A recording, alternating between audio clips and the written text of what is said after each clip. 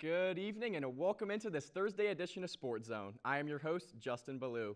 Well, the Mean Green are back on the football field this weekend, fresh off their bye week, as they travel up to Columbia, Missouri to take on the Missouri Tigers out of the SEC Conference. Here to break down Saturday's game are analysts Nicholas Ogele and Andres Zayas. So guys, the Mean Green find themselves in a very similar situation to where we were a year ago with an ever-changing quarterback carousel. Obviously, Jace Ruder, our transfer quarterback from North Carolina, has got the start in the first 4 games of the season, but the last 2 games has been benched really quickly in favor of Austin Ani when the offense was struggling. Obviously, the last game against La Tech a couple weeks ago, Austin Ani leads the offense to 17 straight second-half points and almost completes the comeback win over La Tech. Ani is the expected starter now going into this game against La Tech. So, Andres, what should we expect from Ani against Mizzou? Personally, I believe Ani's going to take some pretty good strides in his game against Missouri. He's a great quarterback with great legs, very mobile. I think UNT definitely needs to take advantage of that, and so that they can open up plays for the passing. So. We have a lot of young guys in this quarterback room as well. So say things start going bad with the offense as it has really all season long. Does Luttrell pull the plug on Ani in favor of Ruder, or does he go with one of the young guys like Bryce Drummond or Kason Martin, do you think, Nicholas? So I think they stick with Ani. I think they're trying to build trust. That's what they're attempting to do now. Austin Ani took all the first team reps, and I think he's going to get out there and really, I think he'll be more comfortable than he's ever been. He, of course, is the more experienced with the system and such, because he's been there since last year. So yeah, and before that actually. So let's dive into this Missouri team a little bit, because very explosive offense for the Missouri Tigers. Their quarterback Connor Bazelak comes into this game third in the entire FBS in passing yards with over 1,500 on the season. He already has 3 different wide receivers with over 200 receiving yards, and they have a very solid running game as well, about 5 yards a carry on the ground. So we've talked so much about this much improved UNT defense from last year. So what kind of performance should we expect out of this defense against Missouri? Andres. Yeah, personally, I think what UNT needs to do, the keys for them to possibly win this game, is that they need to pressure. They need to pressure that offense base, like as you mentioned, to really get him uncomfortable and really just get him on his feet. And another thing they need to do is to not let Mizzou get in the red zone. Mizzou, statistically, is actually one of the best red zone offenses in all the nation, as they scored 15 touchdowns out of their 17 trips, which is actually the best touchdown efficiency in all the nation. But yeah, I personally think they also need to get a couple turnovers so they can, just capitalize and put some points on the board. Definitely the hardest task that our defense has seen all year. What can they do to slow down Missouri, Nicholas? Yeah, I'd love to argue with you, Andres, but I have to agree. We have to get some pressure on that quarterback. Typically they are a balanced offense, but typically they do tend to pass more. Tion Evans, I hope I'm not butchering that name. Tion went off last game. 156 yards, I believe. But yeah, they typically get their money through the air, and we need to put some pressure on that QB, make them roll out, do something different so we can get some picks. This game definitely has shootout potential to it, because this is a not so strong Missouri defense. They have a pretty good passing defense, pretty good secondary, and a pretty good pass rush, but they have just been torched this year on the ground, one of the worst run defenses in the entire nation. So are we looking at DeAndre Torrey maybe to have a big game, Nicholas? I think we are. I think we have to, but them as a group, we have to look at all our running backs to help out and carry that load and such. Yeah, no, we need to get some through the air as well. When you look back at the stats, Austin Ani, between Ani and Ruder, we're going to lean on Ani more now, but between the two of them, they haven't broken 100 yards in the last 2 weeks, so combined. So we really need to get through the air as well as on the ground. Andres, what's our offensive game plan looking like? It's like I said, I would love to argue with you, but I have to agree with them. They just have to pound the ground, whether it be running back or quarterback, just really get yards on the ground. And just take advantage of it. I don't really see anything else. I think that's the real key to it, is just taking advantage of that poor run defense. Other than that, maybe that'll open up some more plays for the quarterback in the passing game. But other than that, yeah, just pound the ball. It's a real shame. This is a debate show. We need right. to storm off set or something. Well, we dove into Seth Luttrell a lot last week, and lots of controversial takes about where he stands at this point. Nicholas, say we beat Missouri. Does that maybe improve his status here and maybe improve his chances of getting through the year as the coach? All it can do is improve his status here. And so, if we lose, I don't think that will do anything. This would be an upset if we beat them. So if we lose, I don't think it would hurt him too much. It's not like he's going to lose and get fired immediately. What I'm hearing internally is that they're very very comfortable with him and everything. He's building trust, and if anything, they're more riled up than ever and ready to go this week. So. Andres, how much would a win or a loss impact Latrell, do you think? Personally, I mean, since UNT is the underdog in this game, I think if UNT does lose, I don't think it's really going to affect his status as a head coach, just because we are expected to lose, and Missouri is a marquee SEC team. So. Well, we will see if the Mean Green can pull off the huge upset on Saturday over the Missouri Tigers. North Texas versus Missouri will kick at 3 o'clock on Saturday on the SEC Network. Well, don't go anywhere, because coming up next, we will take a look at what's in store for the Dallas Cowboys this weekend. Stay with us. Me and my boy Matt had it good. He had catnip that was off the hook. But one day, he brings a girl home, and she's allergic to cats. Every sneeze was a nail in my coffin. Now I'm in a shelter. It's decent, but they don't even have Wi-Fi.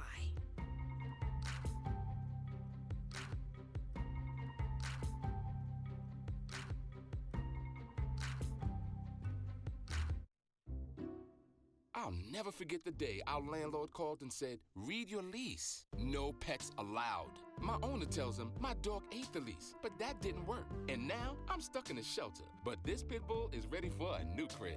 I'm loving, loyal, and play well with others. So don't be intimidated by all my muscles, because the biggest one I have is my heart. That's right, I said it.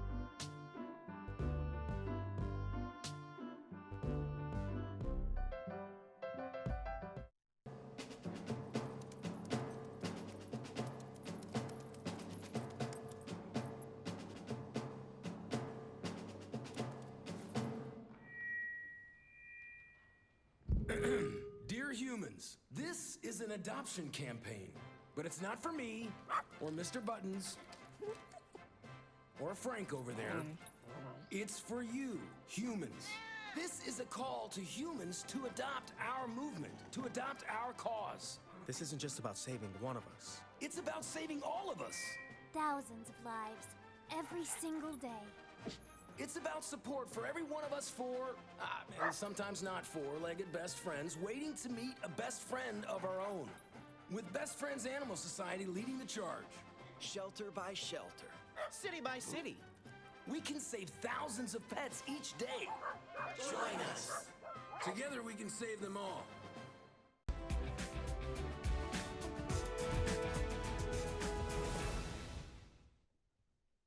Welcome back into Sportszone.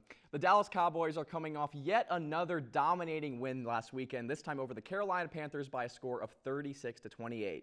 This Sunday, they will welcome an NFC East foe, the New York Football Giants, to town at AT&T Stadium. Here to break down Sunday's game are analysts Brandon Brown and Brendan O'Donnell. So guys, this has been a red-hot, sensational start to the season for the Dallas Cowboys. They really could be 4-0 if just a couple things went differently in that Week 1 game against Tampa Bay. Dak Prescott, obviously, everything starts with him. He looks like he's almost back to himself this year, throwing the ball well. The offense seems to be clicking. But he's been a little bit hesitant to run the ball on that ankle. He's been a little bit hesitant to take contact from defenders when he does run the ball. He's been going out of bounds a lot more, going down and sliding a lot more than we've seen in recent years. Brandon, are Dak's injuries still a concern, or are they just more of an afterthought at this point? Not at all. Not at all. I think he's pretty much back to perfect health.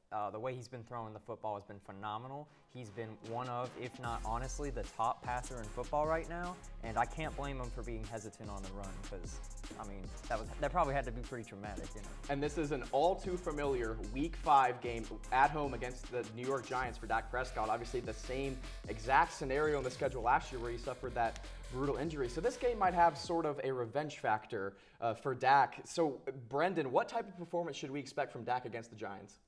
I think he's going to have an amazing performance. Dak said he hasn't thought about it that much, but there's no way that he hasn't been thinking about this Giants game, the team that fractured his ankle while he's going through rehabilitation and physical therapy. He's got to have that motivation in his mind, or I'm going to come out hot against the team that did this to me.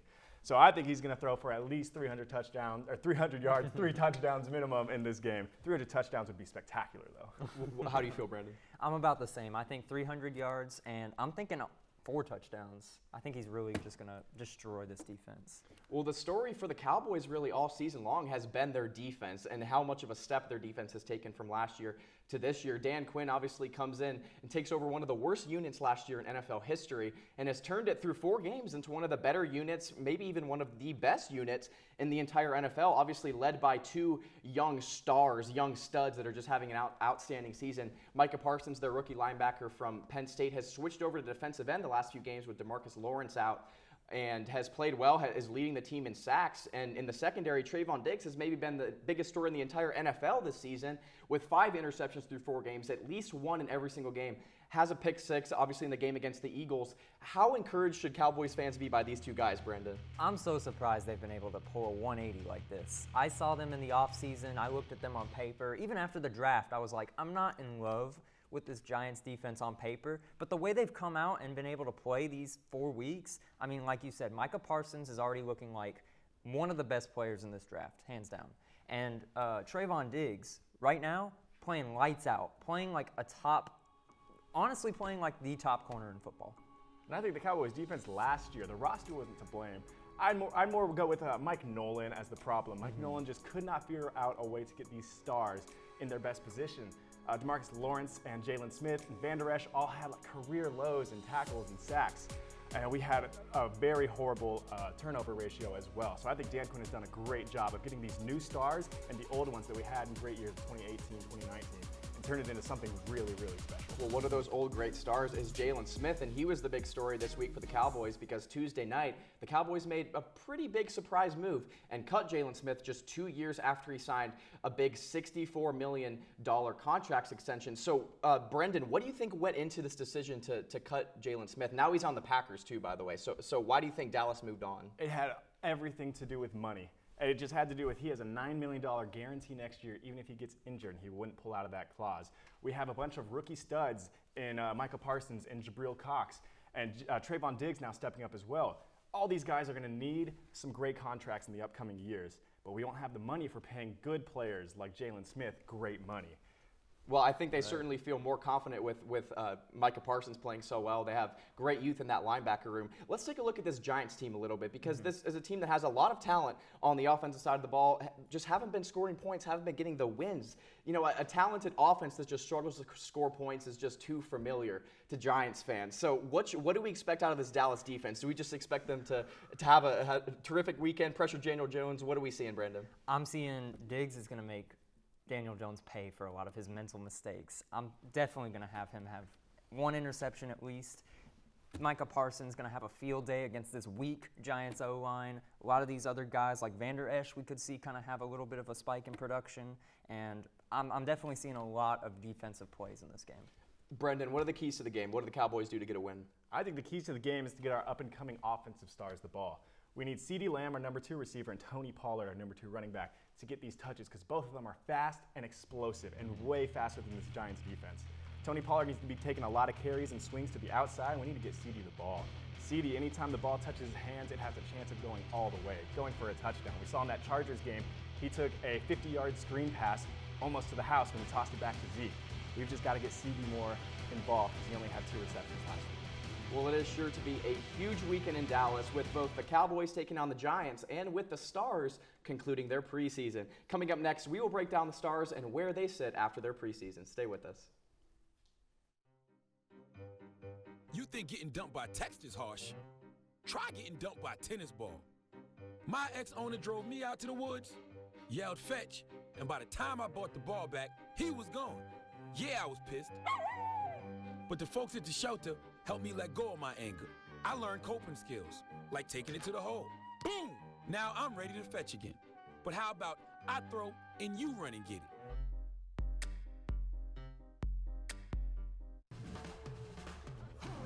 When you adopt a shelter pet, you discover their unique mix of all kinds of traits. Where'd Wiley go? Where's Wiley? Ah, there she is. Paw? Do you remember being an ancient wolf? You ever feel the call of the wild? You're a renegade cop, and I'm a con woman with nothing to prove. But together, we could really solve this murder. They're a little bit of a lot of things, but all of them are pure love.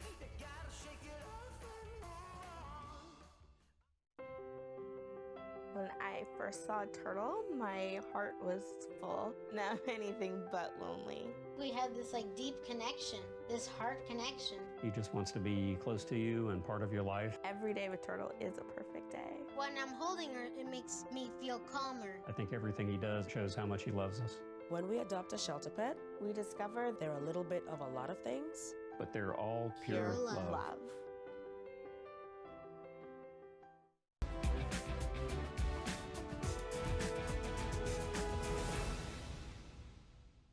Welcome back into Sports Zone.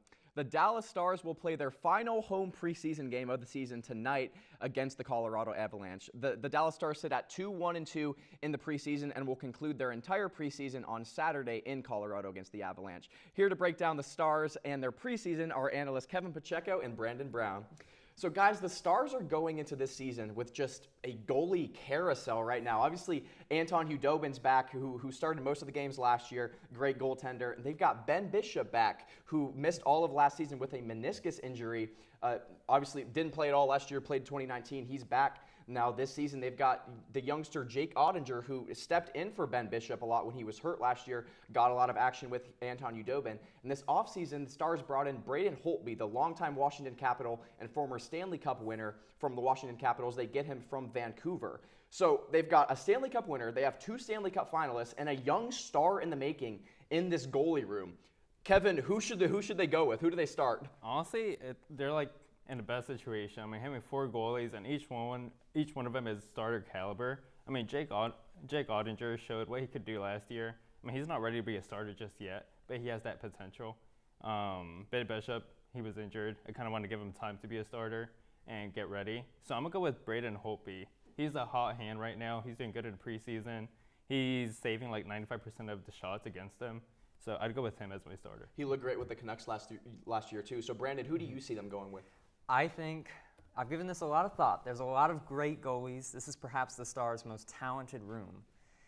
I think Jake Ottinger is the starter for the future. I think they got to start Braden Holtby right now. He's got the hot hand, like you said. He's doing great. He's been brought in on a 1-year contract, $2 million. That to me says starter money, starter contract. I think they sit Ottinger for a year, maybe 2, and I think he's going to be great down the road. But for right now, you got to go with the veteran Holtby.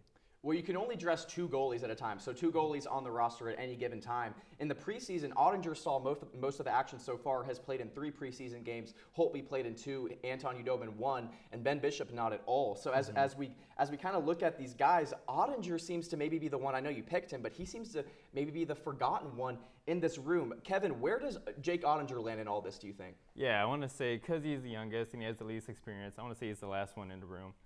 Like I said, he has that potential, but Hudobin, we saw what he could do inside the bubble. Ben Bishop, he's been a starter for years, and you know how elite he can be. And Braden Holtby, the hot hand, I think we should go with Holtby. And keep Hudobin as our number 2 for now. So obviously they'll end up keeping 2 of these guys at the start of the season. With the other 2 guys, I'm curious to get your take, Brandon. Do you think they should send them down to the Texas Stars at the AHL level to get some playing time, or maybe look to trade them for a skater, for a forward, that kind of thing?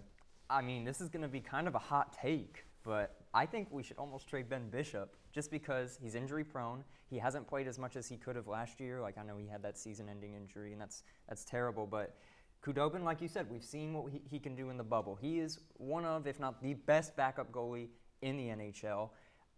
Ottinger, in my opinion, he's got too much of an upside, too much of a roof to get rid of him right now. I think in a few years, he's going to be just a great goalie. He's going to be an awesome starter. He's not ready yet, but I think you kind of have to roll the dice, gamble, hold him for a while, let him sit behind Holtby, and see how that kind of plays out. So there isn't much of a preseason in the NHL. Obviously, they've played 5 games so far. Really, the play is normal, other than the fact that the guys aren't as physical as in normal games. So what were our takeaways from this preseason, Kevin? Well, it's funny because we've been talking about how great the goalies are, but one takeaway I got was how bad the goalies have been playing in the preseason. They've allowed 13 goals into 5 games. That's averaging about 2+ goals a game, which when they played in the bubble, that was what they did. They allowed 1, maybe 2 goals a game, and it was all defense. And we've had games where they had to put up 6 points just to win in the preseason. I mean, obviously it's preseason, things change, but I think they got to get those goalies and defense to play better. Brandon, any thoughts on the preseason? I think we definitely need to see the old vets and the new free agents get a better chemistry together, because right now they're making mental mistakes, they're making sloppy errors that can be fixed, but we need to see them kind of bond a little bit more. So the Stars obviously missed the playoffs last year after they had that cup run in the 2019 2019 season. So based off this preseason, do we have any hot takes or maybe some bold predictions for the season, Kevin? So not really based off this preseason, but Joe Pavelski is going into his last year with the Dallas Stars, and I really feel like he's going to have a really great season. He's going to try to get that contract with either the Stars or another team, and this is probably his last shot to win the Stanley Cup. I think he's going to win the MVP this year. Any hot takes or bold predictions? I think the Stars barely make the playoffs, but fans, they don't quite end up where fans think they will. I want to revisit your Ben Bishop take too, because he also seems to be one of the forgotten kind of names in this goalie room, because he saw his value with the team over the offseason when Dallas did not protect him in the expansion draft. I think the Stars expected the Kraken to pick him up in that expansion draft, but they didn't. So do you guys think they're holding on to Bishop for trade bait at this point, Kevin? Yeah, they have plenty of goalies, and it was actually surprising, like you said, when the Seattle Kraken didn't pick Ben Bishop to go with him. But again, I think it's an injury issue.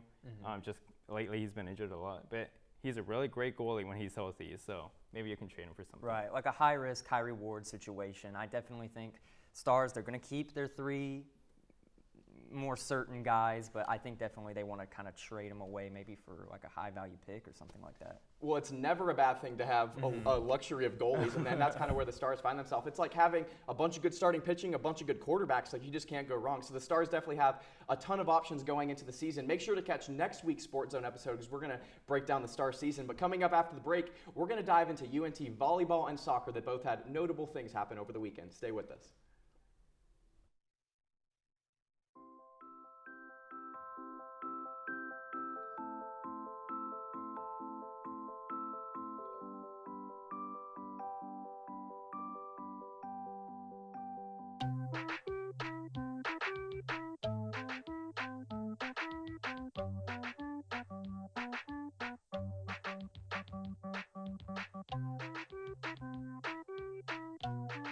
Start a story. Adopt at theshelterpetproject.org.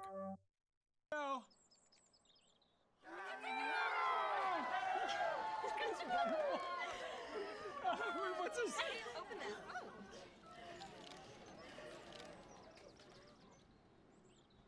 Wait, what? Hey.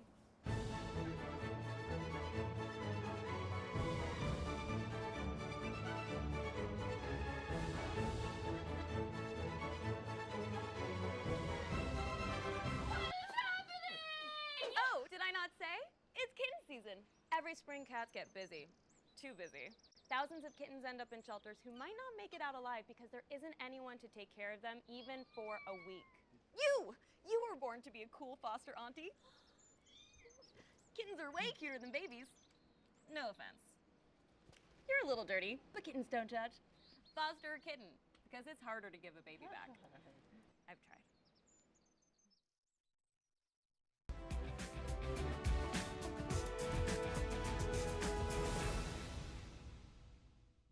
Welcome back into Sportszone.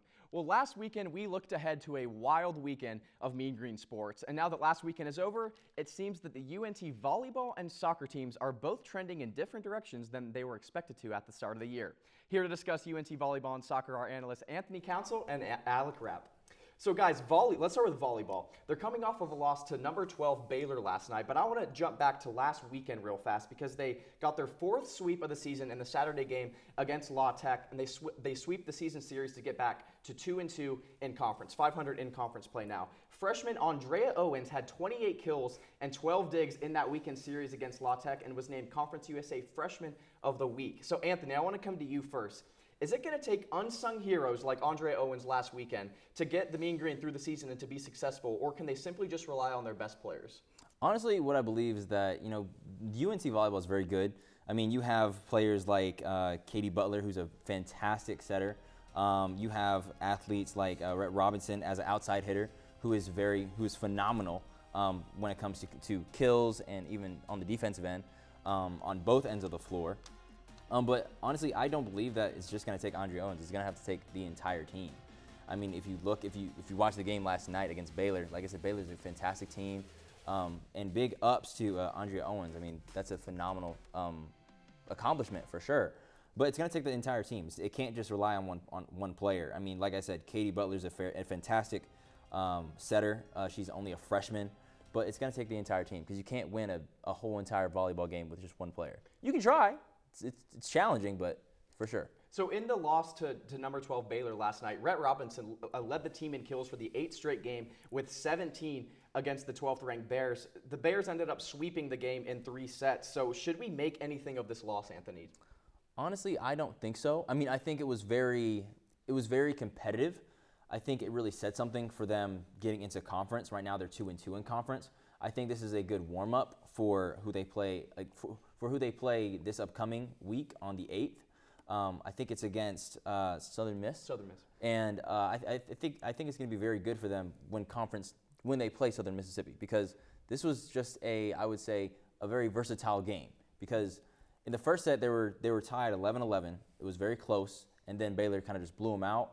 So I think that they're going to go back to the drawing board and just see what they need to fix up. Clean up little mistakes for Southern Miss. So you mentioned Southern Miss coming to town this weekend for 2 games. The Mean Green really struggled in Conference USA play last year, and they're off to a 2-2 start. How do they continue the win streak? They're at 2 in a row. How do they get it to 4? Defense. Rely on those outside hitters. Rely on the defense at the front end with those middle blockers, because with the athleticism that UNC has and the versatility of getting up above the net and blocking them, I think it's just going to have to take defense, because you can rely on your setter. You can rely on everyone in the back as well, getting those crucial digs that you need. But it's going to have to take the front line. Let's dive into the UNT soccer team a little bit. The soccer team only has 4 remaining games on the 2021 season. This was a group that was expected to just dominate in Conference USA this year, maybe win their 17th conference title. But a loss against UTSA last weekend leaves them at 1-2-1 in conference play and 4th place in the division. It hasn't necessarily been a bad season, but for a team with such high expectations, it kind of seems that way. Alec, why has the team not lived up to expectations? Well, you have to look at it this way. When you have a winning culture like UNT soccer has, you're expecting that team every single year to be great. And the fact of the matter is you can't have that expectation. If you look at their schedule, they had 3 really tough games against Texas A&M, Baylor, and OU. They played really well. They tied 2 of those games, lost 2-0 to Baylor. The offense has looked abysmal this year. I mean, the offense has been absolutely awful. But to you UNT soccer fans, in the words of Aaron Rodgers, RELAX.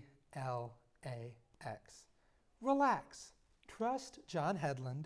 He's 365, 136, and 35. That's a 71.4 winning percentage. So just trust Hedlund as we move into the rest of conference play and into the tournament. Well, the Mean Green have been in control of a lot of games and have statistically really dominated their opponents in terms of shots and shots on goal. So their scheme has been successful in creating shots, but they're not creating goals. How do they start scoring, Alec? Well, I think you have to change that offensive scheme. What I would say is try to use a little bit of what's called counter-attacking soccer. So the big strength that UNT has right now is their defense. And if you can find a way to get the ball from either Sarah Fuller or your defenders up the pitch really quickly, that's going to help you create some more open shot opportunities that you just haven't really had this season. Well, make sure to catch the UNT soccer team on Friday night at 7 o'clock against FIU. And if you're not watching that game, make sure to catch the volleyball game against Southern Miss at 6 and also on Saturday at noon. That's it for us here on Sportszone. Catch us again next Tuesday at 5:30 and stay tuned for NTTV News coming up next. I'll never forget the day our landlord called and said, read your lease. No pets allowed. My owner tells him my dog ate the lease, but that didn't work. And now I'm stuck in a shelter. But this pit bull is ready for a new crib. I'm loving, loyal, and play well with others. So don't be intimidated by all my muscles, because the biggest one I have is my heart. That's right, I said it.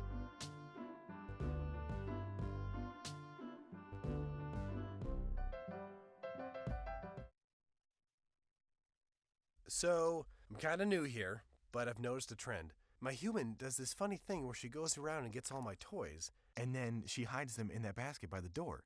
It's like, hello, that's where you put it last time. You were the worst at hide and go seek.